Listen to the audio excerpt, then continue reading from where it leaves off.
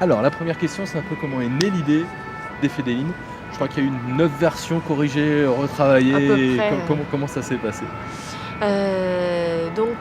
Moi, l'idée des Fédélines, c'est venu au départ d'un peu un cliché de fantaisie, ce côté un héros qui a un destin formidable au milieu de tout le monde qui n'en a pas. Et j'avais envie de faire un peu l'inverse, c'est-à-dire, voilà, si tout le monde avait un destin, sauf une personne, quelle serait son histoire? Donc c'est parti un petit peu de là. En faisant des recherches sur le destin, j'avais envie d'un peuple ailé, mais j'étais partie peut-être plus sur des insectes ou des mouches. Et petit à petit, j'ai trouvé que finalement, le destin, ça venait de Fatoum, qui avait fait aussi le mot fée. Je me suis dit, il y avait quelque chose à faire, mais pas aller dans des petites fées mignonnes, genre fées clochettes, mais aller vraiment dans des fées plus animales, presque proches des libellules. Donc voilà, ça a été vraiment l'idée de départ. Ensuite, moi, j'ai commencé à écrire dans mon coin tranquillement. J'ai fait une version relue, corrigée, etc. Je suis arrivée à une version 3 que j'ai commencé à envoyer à des éditeurs. J'ai continué pendant ce temps à avancer sur les autres tomes, parce que je savais déjà du départ qu'il allait y avoir 4 tomes.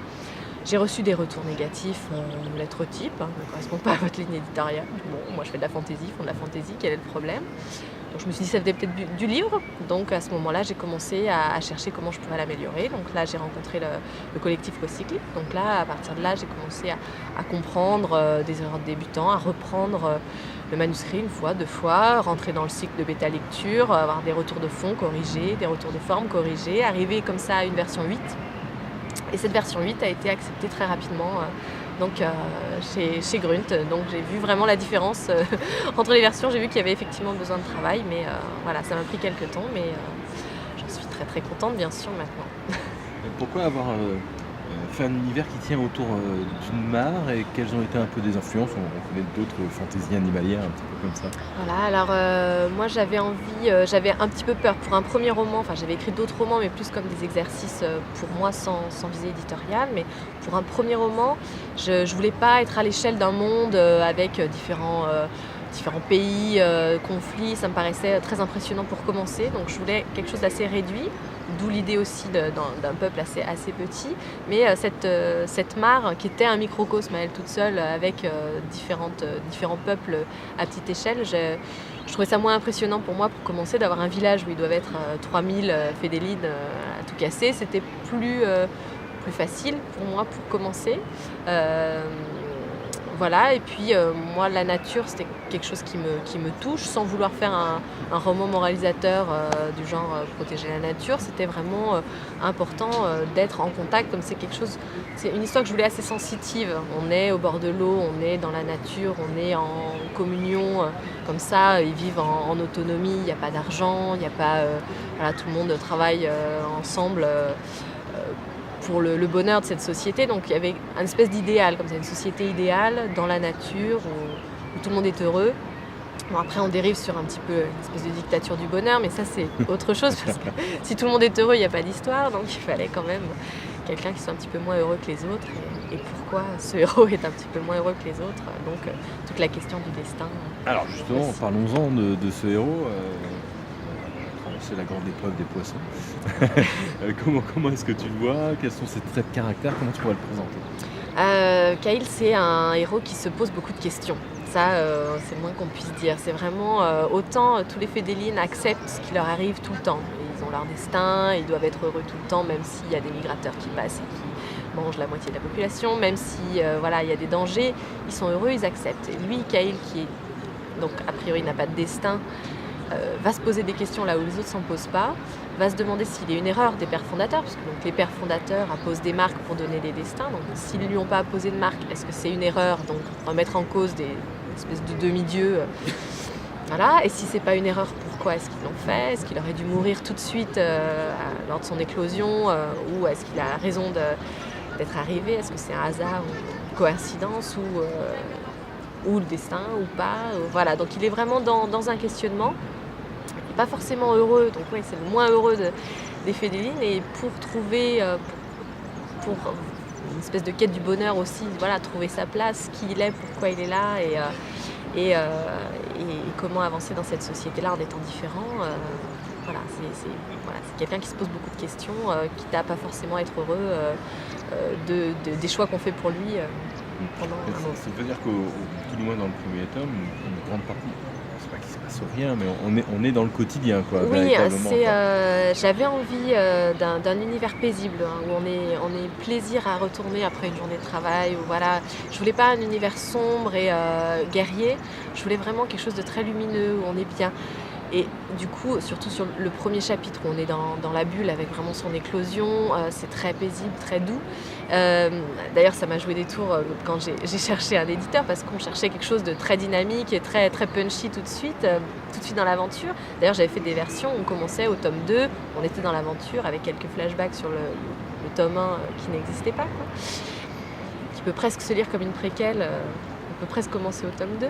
Mais après coup, je me suis dit qu'on ne comprenait pas cette culture fédéline, ce côté de l'acceptation et tout le quotidien, l'évolution, son corps qui change, ses ailes qui poussent, et la place des pères fondateurs, leur domination sur ce peuple-là, cette dictature du bonheur, justement, où tout le monde a l'air heureux en apparence et où finalement la mort est quotidienne et où c'est pas si simple.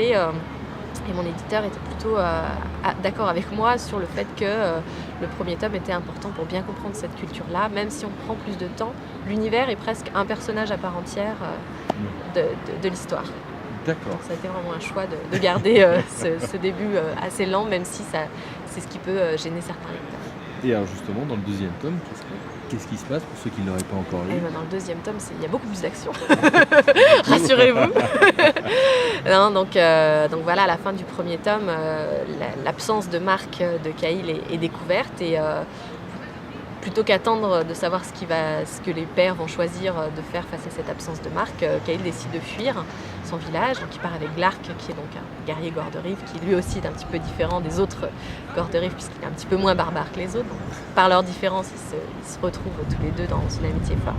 Et donc ensemble, ils vont partir dans la forêt, ils vont essayer de se construire à deux, mais c'est pas dans leur nature, c'est un peuple sédentaire. Les deux peuples sont sédentaires et ils n'ont pas vraiment de but.